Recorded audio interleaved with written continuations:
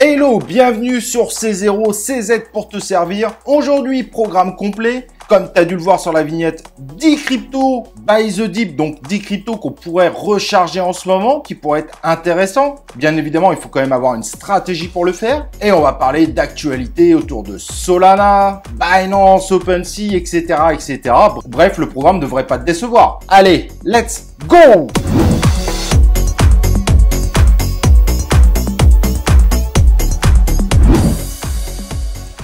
Routine de nos vidéos, n'oublie pas de t'inscrire sur la chaîne YouTube, en ce moment c'est important pour nous soutenir et également active les cloches de notification afin de recevoir en notif nos nouvelles vidéos et également nos lives 100% interactifs dans lesquels tu pourras poser des questions, donner ton avis, bref, des lives où tu es le héros. Et donc évidemment, environnement Solana, très à la mode malgré la chute dernièrement, et c'est évidemment le wallet Phantom qui se lance sur iOS. Et évidemment, son objectif, c'est d'être, à ce jour en tout cas, un wallet de qualité pour l'environnement Solana, mais il a l'objectif de devenir multi-chain.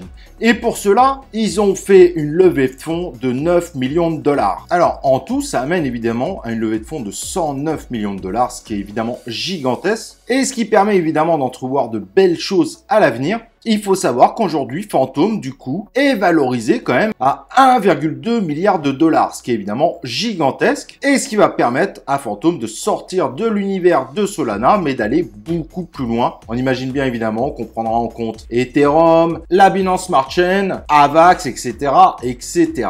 Et donc Phantom est sorti sur iOS parce que leur objectif est évidemment de se déployer encore plus. Et ceci a été fait au 31 janvier 2022. Et une version Android ne devrait absolument pas tarder puisqu'on parle du premier semestre 2022. On n'a pas encore de date précise. En tout cas, c'est une bonne nouvelle malgré tout pour l'écosystème Solana, car une utilisation plus massive évidemment de ce wallet permettra aussi d'avoir beaucoup plus d'utilisateurs qui iront vers cet écosystème Solana. Et Solana nous fait un petit pump intéressant dernièrement. Beaucoup pensent que c'est probablement dû aussi à l'ajout de 2 tokens de l'univers de Solana, donc de son écosystème, qui sont Orca et le token FIDA du projet Bonfida. Est-ce que ça va permettre à Solana d'effacer un petit peu tous les problèmes qu'ils ont rencontrés dernièrement? C'est pas sûr, mais on voit bien qu'après une grosse chute, le token arrive à reprendre pas mal de couleurs grâce aussi à ce type de nouvelles. Et Binance continue de faire la une des journaux, mais sur le coup avec plutôt de bonnes actualités. Binance suspend un certain nombre de comptes nigérians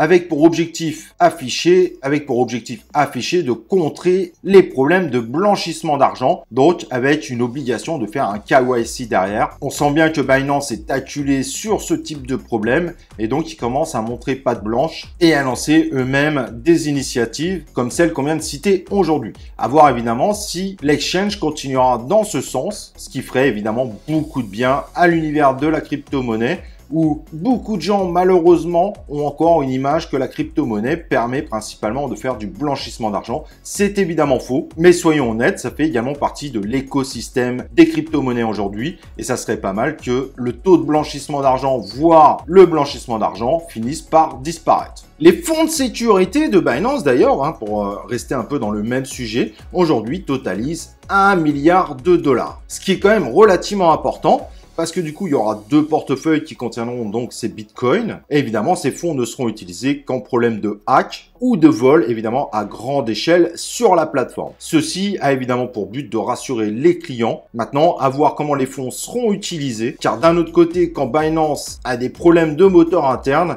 les utilisateurs semblent quand même avoir de gros problèmes d'être remboursés. Et évidemment, normalement, dans ce cadre-là, ça n'utiliserait pas les fonds de sécurité que Binance grossit de jour en jour. Donc, à voir. Malgré tout, en cas de hack, c'est quand même rassurant de savoir qu'en effet, qu'une assurance réelle est mise en place. Surtout qu'on voit que certaines plateformes comme Crypto.com et Ascendex n'ont pas été épargnées par ce type de problème, même si Crypto.com c'est bien pire que Ascendex. OpenSea continue à être dans la tourmente. Des bugs ont fait perdre énormément d'argent à certains investisseurs. Et là, grosse révélation qui va encore faire très mal à OpenSea, mais qui mérite qu'on s'y attaque évidemment. 80% des NFT qui sont créés sur OpenSea sont tout simplement des fakes. Dedans, on peut parler évidemment de plagiat, de spam ou de NFT qui jouent sur des fausses informations. Bref, encore une véritable tourmente. OpenSea n'arrête plus. Ils enchaînent problème sur problème. À voir après, évidemment, s'ils arriveront à faire face à tout ça. Sur le coup de ce problème, cette révélation n'est pas forcément un problème d'OpenSea, car c'est évidemment très compliqué pour eux d'aller vérifier et checker l'ensemble des NFT qui sont créés. Et c'est le type de dérive généralement qu'on a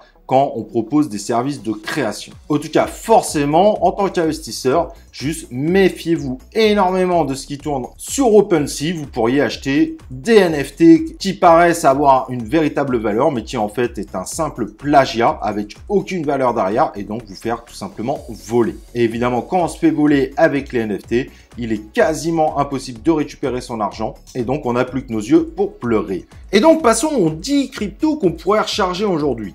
J'ai fait un choix, pas facile je vous avoue, mais il y a encore probablement de bonnes choses très intéressantes à investir. La question maintenant c'est, est-ce que le marché va réellement continuer à repump, car on a cassé la tendance baissière, ou est-ce qu'une chute peut encore arriver, car on voit bien que les marchés sont dans une véritable incertitude. Alors là, on a un petit coup de mou qui est plutôt à la hausse vu les résultats annoncés par certaines entreprises qui sont complètement fous.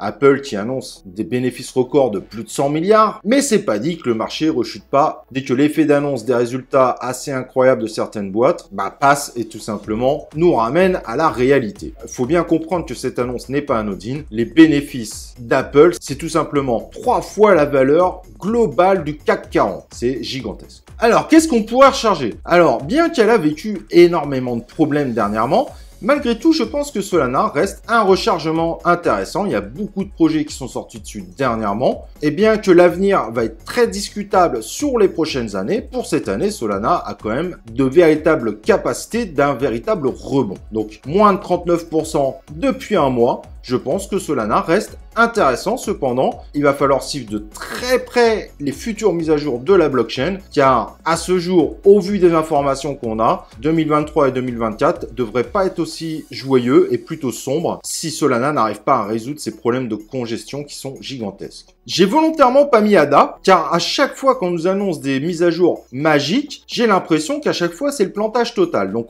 tout le monde attend la mise à jour Hydra qui devrait régler tous les problèmes que l'ensemble des acteurs de l'écosystème rencontrent. Une congestion catastrophique, etc., etc., une gestion des pools de liquidité qui rend tout simplement les DEX comme SundaeSwap totalement inutilisables. Mais est-ce que Hydra va vraiment être la mise à jour qui va faire la différence?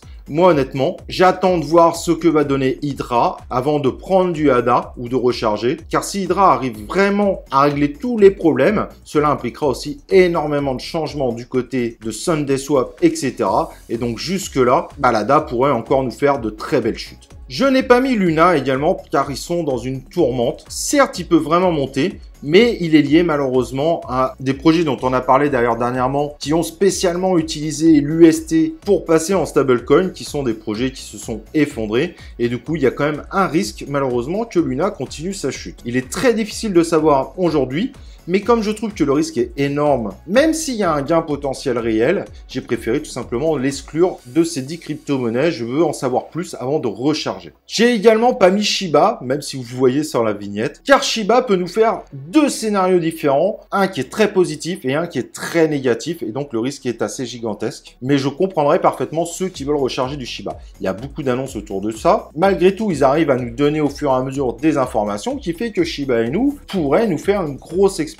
Malheureusement, de l'autre côté, on voit aussi clairement un désintérêt qui grossit de jour en jour autour du Shiba Inu, dont beaucoup de particuliers qui ont déjà quitté la crypto-monnaie depuis 1 ou 2 mois. Donc on pourrait aussi se retrouver tout simplement avec un Shiba Inu qui finisse par aller dans le top 200. Honnêtement, les deux scénarios sont tout à fait faisables, même si un rebond semble quand même plus probable à mes yeux. Mais je ne voudrais pas vous amener à l'erreur. Il y a quand même beaucoup d'annonces, mais au final, le Shiba a quand même du mal à remonter. Évidemment, dans ces 10 crypto-monnaies, je mets directement l'AVAX. L'AVAX attire de plus en plus de gens. Malgré le grossissement de l'écosystème et évidemment des transactions, il tient plutôt bien et semble être la seule blockchain qui commence à s'accaparer énormément de choses, qui pour le moment tient la route dans celle qui commence à faire beaucoup de volume. Et je parle pas de volume de transactions, je parle de volume dans le fonctionnement de la blockchain. Et aujourd'hui, AVAX semble confirmer en tout cas ce point-là. Donc pour moi, il a quand même bien baissé, moins 39%, et je pense qu'il a un véritable potentiel et que le risque aujourd'hui est quand même très limité. Donc pour moi, c'est la deuxième à obtenir. Algorand, évidemment, nous fait une chute phénoménale de 48%. Ça peut être intéressant également à récupérer. Très beau projet, vous pourrez aller voir. On a fait évidemment une vidéo dessus il y a quelques temps. Mais il a encore, évidemment, un gros potentiel. Ça faisait longtemps que j'en avais pas parlé, mais le VET, avec un moins 36%, m'intéresse grandement. C'est une blockchain qui est beaucoup utilisée dans le monde du privé. Et les entreprises, bah, il semble y en avoir de plus en plus qui s'intéressent au VET. Du coup, je pense que là, il peut y avoir un point d'entrée intéressant.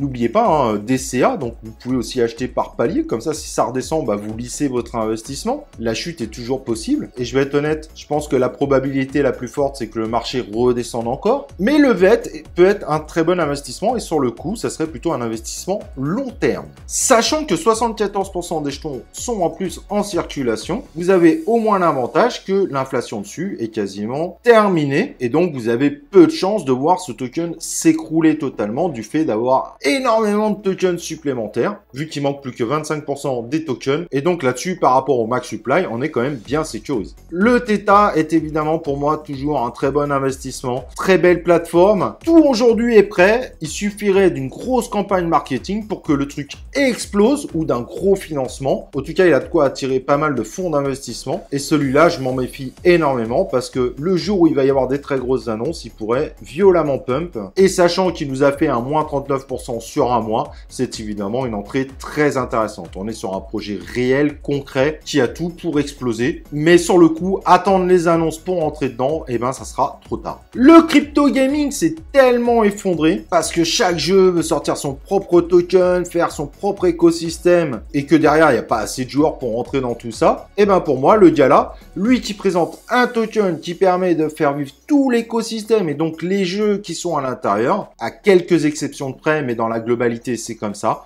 Bah pour moi, c'est le seul modèle aujourd'hui qui est viable en crypto game. Ça veut pas dire qu'il n'y a pas d'autres jeux qui vont monter, mais celui-là, il a tout pour repartir violemment à la hausse, surtout après ce moins 55% en un mois. Et en plus, on commence à voir que Gala est en train de passer la seconde. Ils ont obtenu la licence de Walking Dead. Il y en a d'autres qui vont sûrement arriver. Bref, gros potentiel, surtout après une telle chute. Et c'est sûr que la crypto gala va pas s'effacer du jour au lendemain. On est déjà sur un projet qui est vraiment 100% professionnel, de grosse qualité. Pour moi, c'est vraiment un bon moment de recharge. Et voilà, en crypto aussi que je trouvais intéressante, il y a Quant, Woo et Flux qui respectivement ont perdu moins 46, moins 43 et moins 51% en seulement un mois, mais qui restent évidemment d'excellents projets dans l'univers de la blockchain, là sur le coup, et qui ont évidemment un gros potentiel et qui ont tout ce qu'il faut pour monter. Si jamais le marché repart à la hausse, il est évident que ces tokens-là ne seront pas oubliés et pourraient même faire partie des tokens à très gros potentiel pour la suite des événements. Voilà, j'espère que ces 10 cryptos, j'aurais pu en citer d'autres, mais après il m'aurait fallu des heures et des heures, te paraît cohérent. Si tu as une question sur une crypto sur laquelle évidemment j'ai pas parlé, n'hésite pas en commentaire et je te dirai pourquoi je pense que c'est le bon moment ou pas forcément le bon moment de rentrer dessus. N'oublie pas le like sur la vidéo et nous on se retrouve pour une prochaine vidéo de C0.